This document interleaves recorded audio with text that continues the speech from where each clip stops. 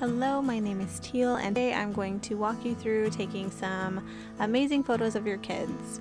If you are part of just about any photography group on Facebook, you've probably seen these super adorable under blanket shots.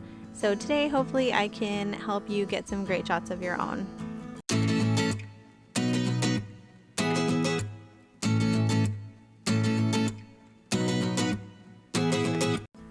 Alright, for these photos you are going to need a big window that lets in a lot of light. Be sure to open any blinds or curtains just to make sure that you let all the light in that you can. You will need a kid, of course, the cuter the better. You will also obviously need a camera. I am going to do this tutorial with a DSLR, a Canon 6D with a Tamron 35mm 1.4 lens. You will also need a blanket, one with lots of holes, and I have found that wearing a hat while you're shooting helps keep the blanket off of you and your camera.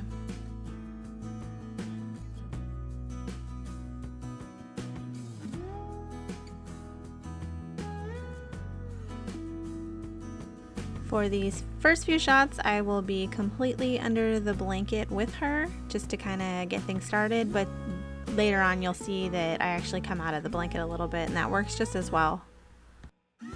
You will see that even though I do have the hat on, I still do tend to lift the blanket up kind of to get a little more room in there.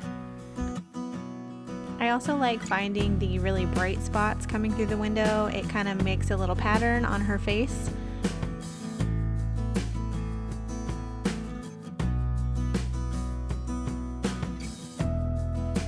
Now I've moved myself completely out of the blanket, and I did this just so I could be a little farther away from her. This also helps if you are working in a darker area. It lets a little bit more light in.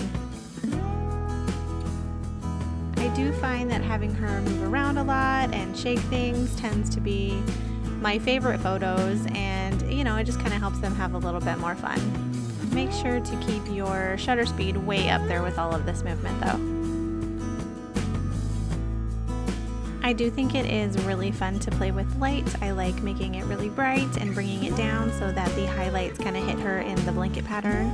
So just kind of play with it, change your settings a lot, and kind of see what you end up with. While I can't exactly tell you what settings that you will need to use just because different lighting settings, I have posted my settings on each one of my photos just to kind of give you a jumping off point.